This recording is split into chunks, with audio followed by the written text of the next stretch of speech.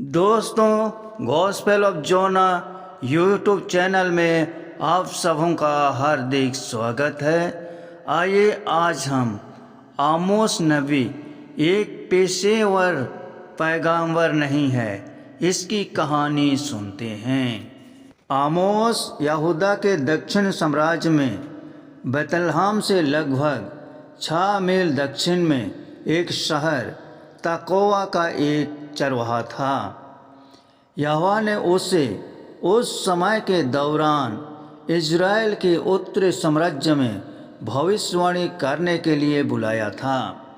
जब अशूरियों के हमले के कारण उस साम्राज्य का पतन हो गया था, इज़राइल में आमोस का भविष्य सूचक मिशन संभवतः 765 ईसा पूर्व से 760 ईसा पूर्व के बीच में हुआ था, जब बेथेल में एक भ्रष्ट धार्मिक व्यवस्था के एक भ्रष्ट पुजारी अमजिया ने आमोस से कहा कि वह उनके देश में अपने स्वागत से अधिक समय तक रुका है और उसे वापस जाना चाहिए और अपने भूमि के लोगों के बीच में भविष्यवक्ता का काम करना चाहिए।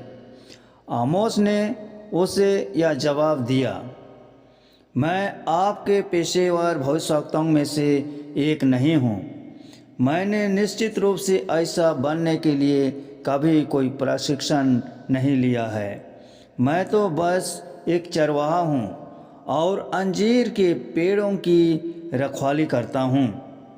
परंतु यहोवा ने मुझे मेरी भेड़ बकरियों के बीच में से बुलाया और मुझसे कहा, जाओ इज़राइल में मेरी प्रजा के पास भविष्यवाणी करो। उसके बारे में कुछ भी पेशेवर या आधिकारिक नहीं है, बस यहोवा का अभिषेक उस पर आया था और उसे बोलने के लिए बुलाया गया था। यहोवा ने उसे कम से कम कुछ समय के लिए अपनी भूमि छोड़ने और पड़ोसी देश में यहोवा की भविष्यसूचक संदेश का प्रचार करने के लिए बुलाया था। क्या पेशेवर भविष्यवक्ता जैसी कोई चीज़ होती है? जैसा कि जॉन पाइपर कहते हैं, पेशेवर की मानसिकता भविष्यवक्ता की मानसिकता नहीं है, वह ईसा मसीह के दास की मानसिकता नहीं है। हम जितना अधिक पेशेवर बनना चाहेंगे, उतनी ही अधिक आध्यात्मिक मृत्यु हम अपने पीछे छोड़ देंगे। जीवन में आस्था, प्रार्थना, यहोवा को सुनने में कोई पेशेवर नहीं है। जो लोग इस तरह का जीवन जीते हैं, वे इसे पेशेवर रूप में नहीं कर सकते। वे बस वे हैं जो कुछ समय से इस मार्ग पर ईमानदारी से चल रहे हैं। वे आध्यात्मिक माता या पिता हो सकते हैं, लेकिन वे पेशेवर नहीं हैं। हालांकि हम आमोस के जीवन के बारे में बहुत कुछ नहीं जानते हैं। हम जो कुछ भी जानते हैं उनके नाम वाली इस छोटी सी किताब से प्राप्त होता है। हम जानते हैं कि वह एक चरवाहा और अंजीर के पेड़ों की रखवाली करने वाला था। वह एक साधारण रोज़मर्रा का कामकाजी वर्ग का व्यक्ति था जो प्रभु को जानता था। फिर एक समय आया जब परमेश्वर ने उसे राजधानी समारिया और बेथेल में उनके भ्रष्ट धार्मिक मंदिर में एक भविष्यवाणी संदेश का प्रचार करने के लिए बुलाया गया था। ऐसा प्रतीत होता है कि उनके जीवन में सेवकाई की अवधि केवल कुछ वर्षों तक ही चली।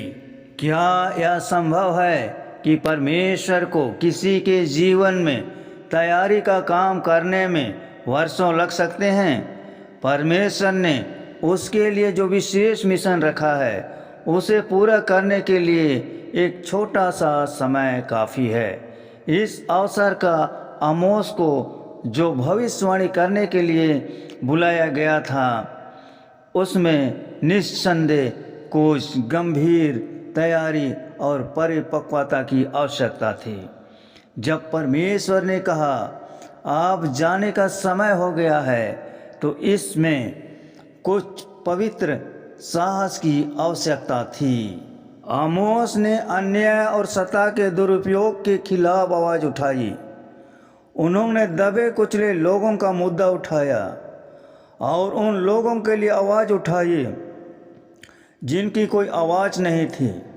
वह विशेष रूप से अपमानजनक धार्मिक शक्ति के पीछे चला गया जो दुनिया में उत्पीड़न और अन्याय का सबसे भयानक ब्रांड है। आमोस ने एक संदेश की घोषणा की जिसने संकेत दिया कि यहोवा न केवल व्यक्तियों को उनके कर्जों के लिए बल्कि पूरे लोगों, समूहों, शहरों और राष्ट्रों को भी जिम्मेदार ठहराते हैं। आमोस ने परमेश्वर के लोगों की पुनर्स्थापना और उनके माध्यम से राष्ट्रों को आशीर्वाद देने की उनकी योजना के अद्भुत भविष्यसूचक वादे भी दिए। आमोस की कहानी एक विनम्र व्यक्ति की है जिसे यहोवा ने एक महान भविष्यवाणी कार्य करने के लिए बुलाया था।